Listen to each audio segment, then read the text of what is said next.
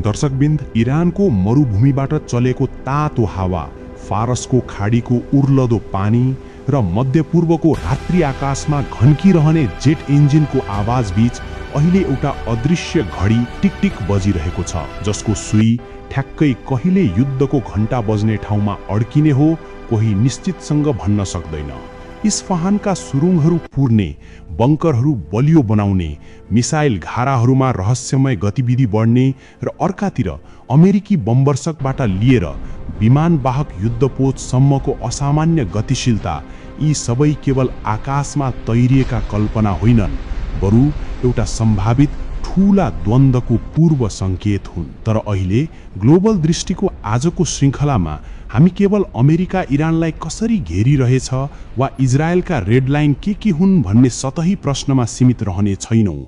हामी एक कदम अगाडि बढेर यस्तो युद्ध वास्तवमै भड्कियो भने त्यसले सिमाना मात्र होइन, पुरै विश्व व्यवस्थालाई कसरी भाँच्नेछ, ऊर्जा बजारदेखि इन्टरनेटको केबलसम्म, धार्मिक सडक प्रदर्शनदेखि स्टक मार्केटसम्म के कस्तो हलचल मच्चिनेछ भन्ने गहिरो पक्ष हेर्नेछौँ। इरान अहिले केवल एउटा राष्ट्र मात्र होइन, एउटा नेटवर्क्ड पावर हो, जहाँ उसको वास्तविक शक्ति तेहरानका सरकारी भवनभन्दा धेरै पर लेबनानको हिजबुल्ला, यमनका हाउथी लडाकु, इराकका शिया मिलिसिया, सिरियाका प्रक्सी समूह र खाडीभित्र घुसार्ने ड्रोन्सको उडानमा लुकेको छ। यदि अमेरिकी वा इजरायली बमवर्षकले इस्फहान, नतन्ज वा फोर्दो जस्ता आणविक र सैन्य स्थापनामाथि आकस्मिक प्रहार गरे, त्यसको जवाफ इरानले केवल आफ्नो भूभागबाट प्रक्षेपण हुने केही डजन वा सयौं मिसाइलले मात्रै दिने छैन, बरु यसले क्षेत्रभरि दशैंयौं साना ठूला मोर्चाहरू खोल्नेछ, जहाँ हरेक प्रहारले केवल सैनिक लक्ष्य मात्र होइन, मनोवैज्ञानिक र आर्थिक लक्ष्यहरूलाई समेत निशाना बनाउनेछ। इरानको सबैभन्दा ठूलो कार्ड मध्यम तथा लामो दूरीका ब्यालिस्टिक मिसाइल र क्रुज मिसाइल हुन्, जसले केन्द्रीय कमान्ड, हवाई बेस, तेल प्रशोधन केन्द्र र बन्दरगाहहरूलाई क्षणभरमै अशक्त पार्न सक्छन्। अर्को खतरनाक पाटो हो समुद्री नाकाबन्दीको विकल्प, जहाँ होर्मुज जलसन्धि, जसबाट विश्वको ठूलो हिस्सा तेल र ग्यास ओसारिन्छ, इरानी नौसेना, रेभोल्युसनरी गार्डका स्पिड बोट र पानीमुनि लुकेका माइन मार्फत केही घण्टैमै विश्व अर्थतन्त्रको नसा थिच्ने घाँटीको पासा बन्न सक्छ। यस्तो अवस्थामा केवल अमेरिकी युद्धपोत र ड्रोन मात्र होइनन्, टोकियोदेखि नयाँ दिल्लीसम्म, बेजिङदेखि ब्रुसेल्ससम्मका स्टक मार्केटमा डरलाग्दो रातो रेखा तानिनेछ, किनकि तेलको मूल्य केही दिनमै दोब्बर तेब्बर बन्ने सम्भावना छ। आपूर्तिको सञ्जाल भत्किने र कच्चा पदार्थको अभावले उद्योग र यातायातलाई ठप्प पार्न सक्छ। तर के कुरा यहाँ झनै चाख लाग्दो छ भने यस्तो संकट अमेरिकाले पनि सजिलै कन्ट्रोल गर्न सक्दैन। थार्ड र प्याट्रियटले सयौं मिसाइल खसाल्न सक्छन्, स्टेल्थ बमवर्षकले भूमिगत बङ्कर थुन्न सक्छन्, तर आर्थिक र सामाजिक कम्पनलाई कुनै पनि मिसाइल डिफेन्सले थाम्न सक्दैन। यही ठाउँबाट सुरु हुन्छ ठूला शक्तिहरूको लुकेको खेल, जहाँ चीन र रूस जस्ता मुलुकहरूले इरानमाथि हुने सम्भावित आक्रमणलाई केवल एक क्षेत्रीय द्वन्द्वको रूपमा नहेरी अमेरिका केन्द्रित विश्व व्यवस्थामाथि प्रहारको अवसरको रूपमा हेर्दै आएका छन्। चीनलाई खाडीको तेल चाहिन्छ, तर उसलाई त्यत्तिकै चाहिन्छ अमेरिकाको विश्वसनीयता कमजोर पार्ने बहाना, जसले उसलाई वैकल्पिक शक्तिको रूपमा उभिन मद्दत गर्छ। रूसको लागि त झनै इरान विरुद्धको युद्ध दुई धारे तरबार हो। एकातिर तेल ग्यासको मूल्य आकाशिँदा उसको कोष चढ्छ, अर्कातिर अमेरिकाले मध्यपूर्वमा झन गहिरो फौजी खाडल खनेको अवस्थामा युरोप र युक्रेनतर्फ ध्यान कमजोर पार्न सकिन्छ। यसैले संयुक्त राष्ट्रसङ्घको कक्षमा सुनिने बयानभन्दा धेरै महत्त्वपूर्ण भेटवार्ता मास्को, बेजिङ र तेहरान बीचका बन्द ढोकाभित्र भइसकेका छन्, जहाँ यदि युद्ध भड्कियो भने कसरी कूटनीतिक रूपमा समर्थन गर्ने, कसरी हतियार र प्रविधि सर्ने र कसरी अमेरिकालाई लामो युद्धको दलदलमा टान्ने भन्ने सन्देशहरू लुकेर बसेका छन्। इजरायलको पक्ष झनै जटिल छ। उसको दृष्टिमा इरान केवल आणविक खतरा होइन, उसको अस्तित्वकै प्रश्न हो। नेतन्याहु जस्ता नेताहरूले बारम्बार भन्दै आएका छन्, यदि तेहरान आणविक क्षमताको नजिक पुग्यो भने इजरायलले संसारको कुनै अनुमति नपुगी पनि प्रिएम्प्टिभ स्ट्राइक गर्नेछ। तर यसको मतलब के हो?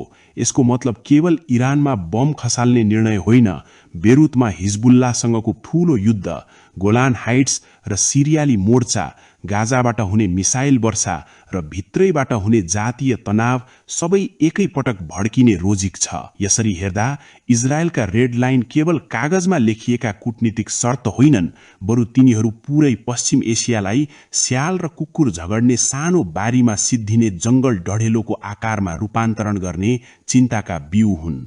खाडीका अरब राजतन्त्र, विशेष गरी साउदी अरब, संयुक्त अरब अमिरात, कतार र बहरेन यति बेला दुई धारको धारिलो बिन्दुमा उभिएका छन्। एकातिर उनीहरू अमेरिकी सुरक्षामा निर्भर छन्, आफ्ना भूमिमा हवाई बेस, राडार सिस्टम र कमान्ड सेन्टर राखेका छन्। अर्कातिर इरानको क्रोधको पहिलो प्रहार पनि उनीहरूमाथि नै पर्न सक्छ भन्ने यथार्थ छ। 2019 मा साउदीको तेल प्रतिष्ठानमाथि गरिएको ड्रोन र मिसाइल आक्रमणले के देखायो भने अरब मरुभूमिमा चम्किलो टावर र अत्याधुनिक सीसीटीभीले भरिएका शहरहरू पनि केही मिनेटमै आगोको भुमरीमा फस्न सक्छन्। यदि इरान विरुद्ध ठूलो युद्ध सुरु भयो भने ती सबै बेस र तेल टर्मिनलहरू वैध लक्ष्य बन्नेछन्, जहाँ इरानी नेतृत्वले स्पष्ट सन्देश दिन चाहनेछन्, युद्धको पीडा केवल तेहरानले मात्रै बोक्नुपर्छ भन्ने छैन।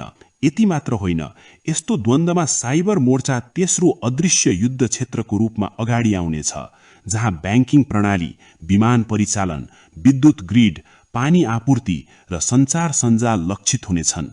केही मिनेट इन्टरनेट डाउन हुँदा कति असहज लाग्छ। कल्पना गर्नुहोस्, यदि ठूला ठूला शहरमा लगातार केही दिनसम्म एटीएम बन्द, ट्रान्जेक्सन रोकिनु, बिजुली आउन नपाउनु र अस्पतालको उपकरणले काम नगर्ने अवस्था आयो भने त्यो आतंकको लहर कति टाढासम्म फैलिन सक्छ। अमेरिकासँग उच्च प्रविधि युक्त साइबर क्षमताहरू छन्, तर इरानले पनि पछिल्ला वर्षहरूमा ब्याङ्क, तेल कम्पनी र सरकारी वेबसाइटहरूमा ह्याकिङ गरेर आफूलाई कमजोर प्रतिद्वन्दी होइन भन्ने प्रमाणित गरिसकेको छ। यसले यस्तो युद्धलाई स्मार्ट, क्लिन र सर्जिकल भनेर बेच्न चाहेको प्रचारलाई एक झट्कामै असत्य साबित गर्नेछ। अब प्रश्न उठ्छ, यस्तो अवस्थाबाट निस्कने बाटो के हो? के कूटनीति अझै पनि विकल्प हो वा त्यो केवल आक्रमण अघि बनाइने अल्मल्याउने पर्दा मात्र हो? ओमान, स्विट्जरल्यान्ड वा कतारका शान्त कोठामा बसेर लेखिने कागजी सम्झौता, संयुक्त विज्ञप्ति र प्रेस कन्फरेन्सको चमक धमकले केही समयको लागि तनाव कम भयो भन्ने अनुभूति दिन सक्छ, तर जबसम्म सबै पक्षले स्पष्ट रूपमा आफ्नो आफ्नो न्यूनतम माग घटाएर नयाँ यथार्थ स्वीकार गर्ने साहस देखाउँदैनन्, तबसम्म प्रत्येक वार्ता अर्को ठूलो विस्फोटको केवल इन्टरमिशन बनिरहनेछ। अमेरिकाले इरानबाट केवल शून्य सम्वर्धन, मिसाइल कार्यक्रम स्थगन र प्रक्सी समूहमाथि नियन्त्रण होइन, क्षेत्रीय प्रभुत्वको सपना पनि त्याग्न चाहन्छ। इरान भने यसलाई आत्मसमर्पणको सूचक ठान्छ र आफ्नो व्यवस्था बचाउन कमिटीमा पनि मिसाइल र प्रक्सीको पावर प्रोजेक्सनलाई जीवन मरणको प्रश्न मान्छ। यसैबीच साना देशहरू, जसमध्ये नेपाल जस्तो तटस्थ मुलुक पनि पर्दछ, यस सम्पूर्ण द्वन्द्वबाट टाढा बस्न खोजे पनि प्रत्यक्ष अप्रत्यक्ष असरबाट बाँच्न सक्दैनन्। तेलको मूल्य वृद्धि, विदेशमा रहेका कामदारको जोखिम, अन्तर्राष्ट्रिय बजारको अनिश्चितता र वैदेशिक नीतिमा सन्तुलन राख्नुपर्ने चुनौती जस्ता विषयले हाम्रा कूटनीतिक टेबलसम्म पनि यो सङ्कटको छाया पुर्याउने छन्। यिनै सबै कारणले मध्यपूर्वमा देखिएको प्रत्येक सैन्य परिचालनलाई केवल राष्ट्रिय खबरको रूपमा नहेरी विश्व व्यवस्थाको दिशानिर्देशनको सङ्केतको रूपमा पढ्न आवश्यक छ। ग्लोबल दृष्टिको उद्देश्य पनि यही हो, सतहमा देखिने समाचारको पछाडि लुकेका यस्ता गहिरा तहहरूलाई तपाईहरूसम्म पुर्याउनु, ताकि हामी केवल भावनात्मक प्रतिक्रिया होइन, सूचित विश्लेषणका आधारमा आफ्नो धारणा बनाउन सकौं। अब तपाईहरूसँग एउटा प्रश्न, इरान र अमेरिका बीचको यो रस्साकसी लामो समयसम्म कन्ट्रोल्ड टेन्सनको अवस्थामा तानिँदै जाने हो कि कुनै दिन सानो गल्ती, गलत आकलन वा पोलिटिकल स्वार्थको जरोले यसलाई पूरै क्षेत्रीय युद्धमा बदल्नेछ? तपाईको विचारमा कुन कुन देश यस युद्धबाट सबैभन्दा बढी लाभान्वित वा पीडित हुनेछन्? आफ्नो धारणा कमेन्टमा अवश्य लेख्नुहोस्, किनकि तपाईको नजरबाट देखिएको विश्व चित्र नै हाम्रो ग्लोबल दृष्टिलाई अझ धारिलो बनाउने शक्ति हो। यदि आजको यो विश्लेषणात्मक श्रृङ्खला तपाईलाई उपयोगी र विचारोत्तेजक लाग्यो भने कृपया यो भिडियो लाइक र शेयर गर्न नबिर्सनुहोस्। हाम्रो च्यानल ग्लोबल दृष्टि सब्स्क्राइब गरी साथमा रहेको बेल आइकन थिच्नुहोस्, ताकि आगामी दिनमा हामी ल्याउने विश्व राजनीतिका यस्तै गहिरा, तथ्यपरक र विश्लेषणात्मक सामग्रीहरू सबैभन्दा पहिला तपाईसम्म पुगिरहोस्।